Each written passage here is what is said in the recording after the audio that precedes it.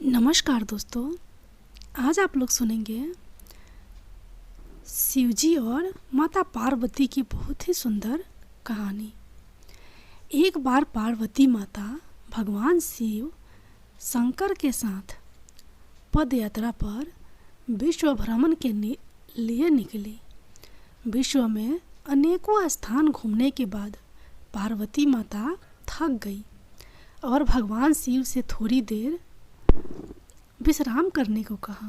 भगवान शिव ने विश्राम करने के लिए हामी भरी और दोनों एक पीपल के पेड़ के नीचे बैठ गए।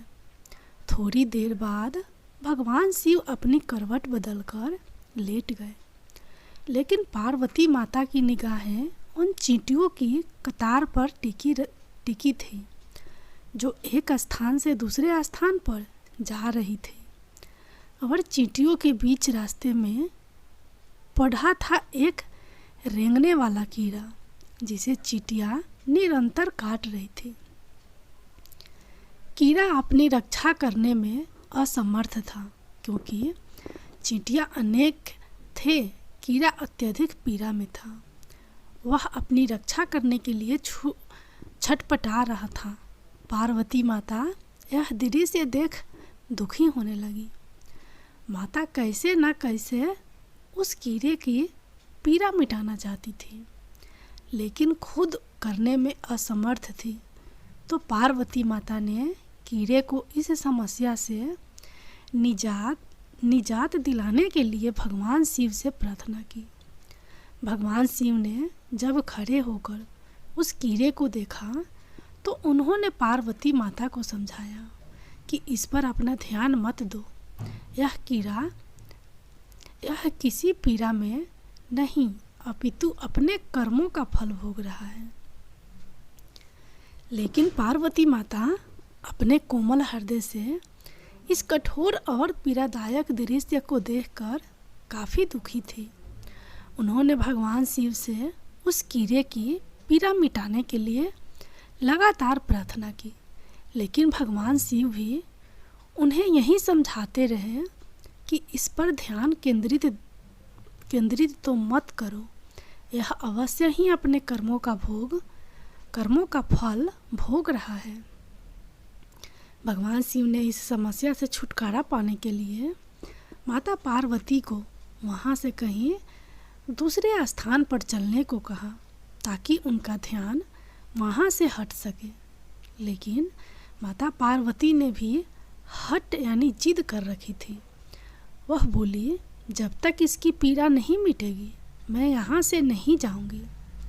अब भगवान शिव को त्रियाहट के आगे मजबूर होकर उस कीड़े की पीड़ा मिटानी पड़ी।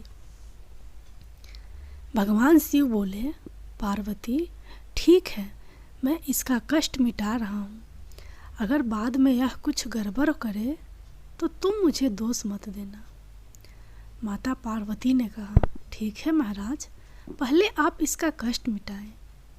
फिर भगवान शिव ने अपनी शक्तियों से उस कीड़े को, राजा चींटियों को, उसकी प्रजा और उनके लिए एक बहुत ही सुंदर नगरी बना दी जिसमें राजा का आलीशान महल था। अब यहाँ से उस राजा की वास्तविकता शुरू होती है, जिस कारण उसे एक कीड़े के रूप में पीड़ा मिल रही थी। अब जब सब कुछ बनकर तैयार हो गया था, तब भगवान शिव ने राजा जो पहले कीड़ा था उनसे कहा, भाई अब तू अपना राज पाठ संभाल, हम चलते हैं। लेकिन राजा अपने व्यवहार से बड़ा ही घमंडी और एक चरित्रहीन व्यक्ति निकला। उसने माता पार्वती की सुंदरता पर मोहित होकर उनका हाथ पकड़ लिया और भगवान शिव का यह कहकर अपमान किया है कि तू एक योगी बन भटकने वाला एक साधारण सा ब्राह्मण भला तेरे साथ यह सुंदर स्त्री कैसे रह सकती है। इसकी जगह तो मेरे महल में है जिसे मैं अपनी रानी बनाऊंगा।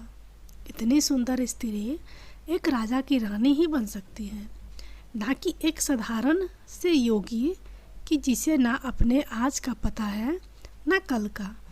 अब मेरी बात सुन और यहाँ से चुपचाप चला जा, यह तो मेरी रानी बनेगी। भगवान शिव ने राजा को बहुत समझाने की कोशिश की और बोले, यह मेरी पत्नी है, तू अपना राज्यपाट संभाल। तुझे हजारों रूपमती मिल जाएंगी। भगवान शिव ने उसे खूब समझाने की कोशिश की, लेकिन राजा अपनी जिद पर अड़ा रहा। तो भगवान शिव ने कहा, ठीक है राजा, तुम इसे अपनी रानी बना लो, मैं चलता हूँ। यह बात सुनते ही माता पार्वती भगवान शिव के चरणों में गिर गई और बोली, स्वामी, आप मुझे इस दुविधा में छोड़कर कैसे जा सकते हैं। भगवान शिव बोले, पार्वती, मैंने तुम्हें पहले ही कहा था कि इसका कष्ट मिटा दूंगा, लेकिन बाद में अगर यह कुछ गड़बड़ करता है तो तुम मुझे दोष मत देना। माता पार्वती, हे नाथ, मुझे क्षमा करे जो मैं कर्म सिद्धांत को नहीं पहचान सकी। अब मैं समझ गई, यह घमंडी और चरित्रहीन मानव अपने पिछले जन्म के कर्मों का फल भोग रहा था। इस क्रूर मानव ने अवश्य ही अपने जीवन में अनंत पाप किए होंगे, जिसका दंड इसे इस कीड़े के रूप में भुगतना पड़ रहा है। भगवान शिव प्रसन्न हुए कि चाहे पार्वती ने जिद करके ही इसका कष्ट मिटा न चाहा, परंतु अब वह कर्म सिद्धांत को समझ चुकी थी। फिर भगवान शिव ने अपनी शक्तियों से परिस्थितियाँ पहले जैसी कर दी। राजा को वहीं कीड़ा और प्रजा को वहीं चींटियाँ बनाकर उसके कर्म सिद्धांत को उसके हाल पर छोड़ दिया। अब माता पार्वती भी राजी राजी भगवान शिव के साथ अपना भ्रमण पुनः प्रारंभ करने के लिए चल पड़ी। जय भोलेनाथ, जय माता पार्वती।